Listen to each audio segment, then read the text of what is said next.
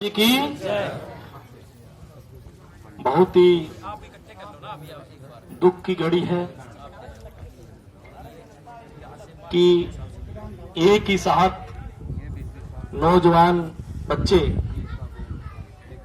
और तीनों का मर्डर हो जाना, ये हमारे लिए सभी हरियाणा वाल्मीकियों के लिए एक बहुत बड़ा संकट और दुख की घड़ी है।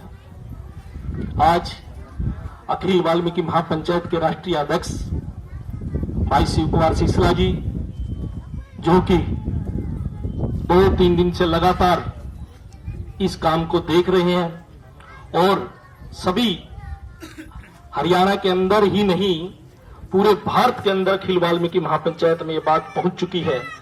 और कल ही शिव कुमार सिसला जी का फोन आया कि भाई साहब, आप अखिल वाल्मीकि महापंचायत के राष्ट्रीय महासचिव होने के नाते कल आप जरूर आना। तो मैं फतेहाबाद डिस्ट्रिक्ट से हूं, बोस्ती मेरा गांव है और रहता मैं गुन्ना में हूं। तो आज मुझे उचित भी समझा और कर्तव्य भी मैंने समझा कि मुझे इस दुख की घड़ी में जरूर आना चाहिए। सारी रूपरेखा आप लोगों ने यहां पे बना भी ली होंगी और सभी संगठन, युवा संगठन, वाल्मीकि संगठन और मैं अब बोल रहे थे ये नौजवान साथी, सभी वाल्मीकि समाज के लोग, हरियाणा के लोग यहां पर पहुंचे हैं। मैं सभी का तहे दिल से स्वागत करता हूं, धन्यवाद करता हूं कि आप लोगों ने इस पीड़ा को अपनी पीड़ा समझा।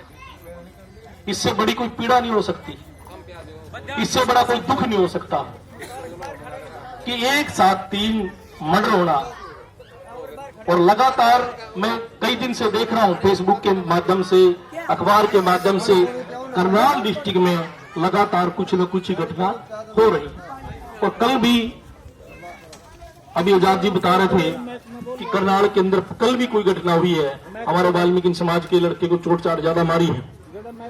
तो बड़ी सोचनीय और निंदनीय घटना है और विचार करने वाली भी, मंथन करने वाली बात भी है कि वाल्मीकि समाज के साथ ही क्यों ऐसा हो रहा है। ये इन नौजवान भाई है, इन पर पिता कौन जा रहा है, ये डट गए तो फिर देश भी डट जाएगा। ये डट गए तो देश डट जाएगा भाई। धर्मेंद्र इतनी टेंशन ना ले।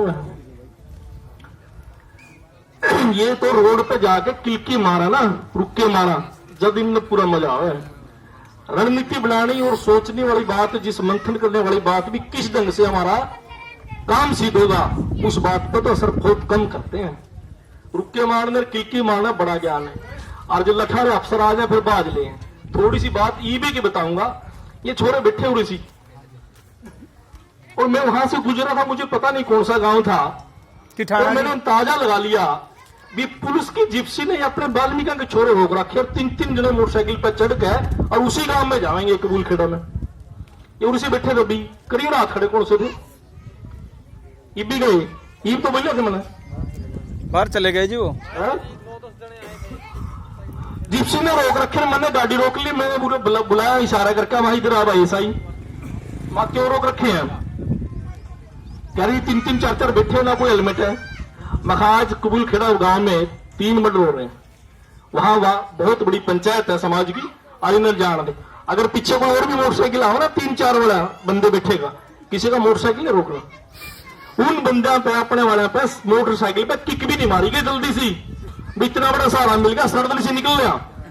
एक तो क्या उसका काम में डाला ना, और दूसरा क्या सरपंच की बात कर दे, एक बार पीछे आग लग रहे हैं बंदे, अरे उधार मांगा तो हरियाणा सरकार गाड़ी खड़ी, अगले का 10 लग गए तो निकलना सड़क से। इतना सहारा मिल गया, अगला कह रहा जी ठीक है जी, उसी टाइम निकलो ना फट वाले से।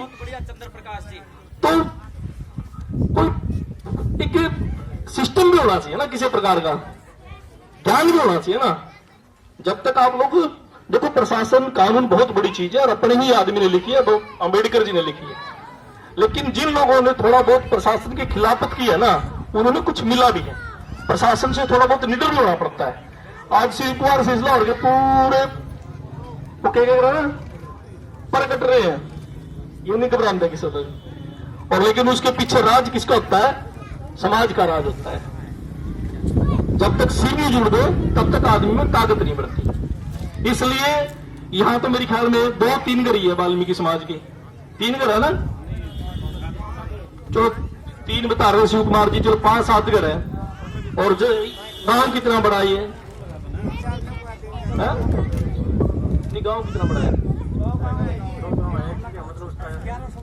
1100 वोट है। 1100 वोट में मेरे ख्याल में 50-60 वोट अपने वाल्मीकि समाज के होंगे, बड़ी मुश्किल से, इतने भी नहीं है।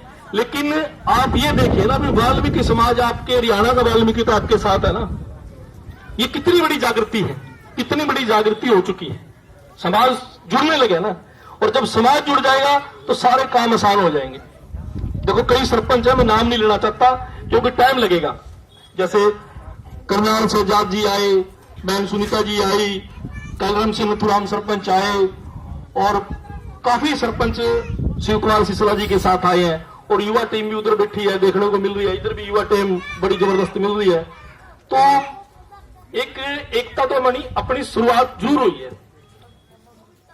आजकल नेट के द्वारा भी देखते हैं भी कोई भी किसी प्रकार की घटना होती है तो समाज एकजुट होकर बात करता है, और ये एकजुटता ही समाज को आगे लेके जाती है।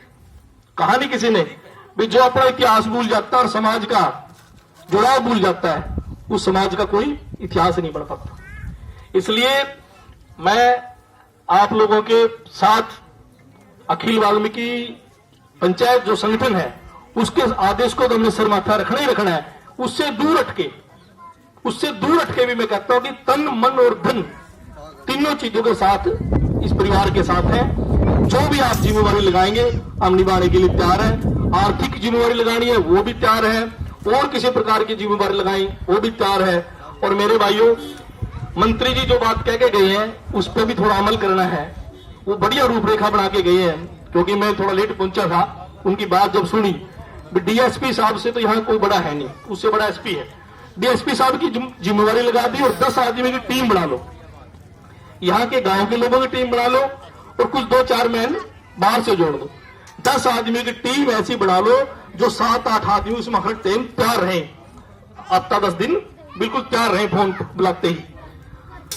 वो टीम बार बार डीएसपी को मिले, क्योंकि एकदम तो कुछ मिलना नहीं। आज तो ये कार्रवाई शुरू होगी, समझो आप। जैसे माता जी बोल रही थी ये समस्या थी, ये बात थी, ये थी, चुप कर सी माता जी को ले जाओ और 10 आदमी चले जाओ।